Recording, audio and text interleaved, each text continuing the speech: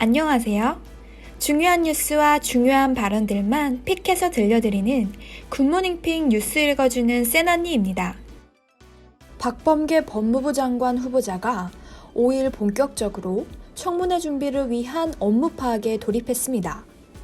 박 후보자는 지명된 직후 문재인 대통령께서 저를 지명한 이유는 검찰개혁의 마무리 투수가 되달란 뜻으로 알고 있다며 검찰개혁에 대한 의지를 드러낸 바 있습니다. 검찰개혁의 마무리 투수로 등장한 박범계 의원.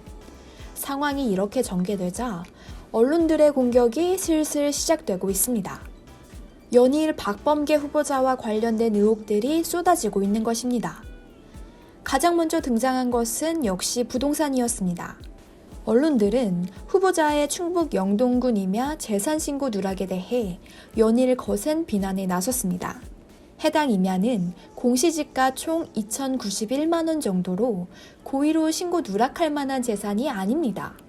박 후보자는 2012년 첫 국회의원 당선 시 보좌진이 재산신고를 하는 과정에서 누락했으며 이번 장관 후보자 인사검증을 위한 재산관계 확인 과정에서 누락된 사실을 인식하게 됐다고 설명했습니다. 그러자 이제는 후보자의 아내 재산에 대해 파고 있습니다. 증여받은 경남 밀양시 토지와 건물을 문제 삼았습니다.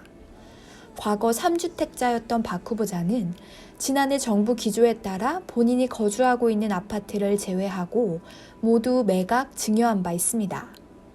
그럼에도 그중 친인척에게 매각한 것을 두고 문제를 삼고 있는 것으로 보입니다. 하지만 알려진 바에 따르면 해당 부동산은 공동재산이었습니다. 이 때문에 형제끼리 명의를 바꾸는 절차를 거친 것뿐이며 문제될 사안이 전혀 아닌 것으로 보입니다. 부동산에서 더 이상 공격할 것이 없다고 느낀 것인지 이제는 과거를 캐기 시작했습니다. 2016년에 있었던 사건을 들고 나온 것입니다. 조선일보는 이날 박 후보자가 사법시험 폐지에 반대하는 고시생의 멱살을 잡았다는 내용을 공개하면서 폭행 의혹을 강하게 제기했습니다. 박 후보자는 이에 대해 오히려 그 반대다, 내가 폭행당할 뻔했다. 귀가하던 중 청년들이 갑자기 들이닥친 것이며 폭언 폭행은 없었다라고 설명했습니다. 사법고시 폐지가 논의 중이던 지난 2016년 국회 법사위 간사였던 박 후보자에게 일부 고시생의 협박과 자택 시위 등이 지속됐던 것으로 보여집니다. 검찰개혁이 구부 능선을 넘었다고는 하지만 아직 완수까지는 갈 길이 멉니다.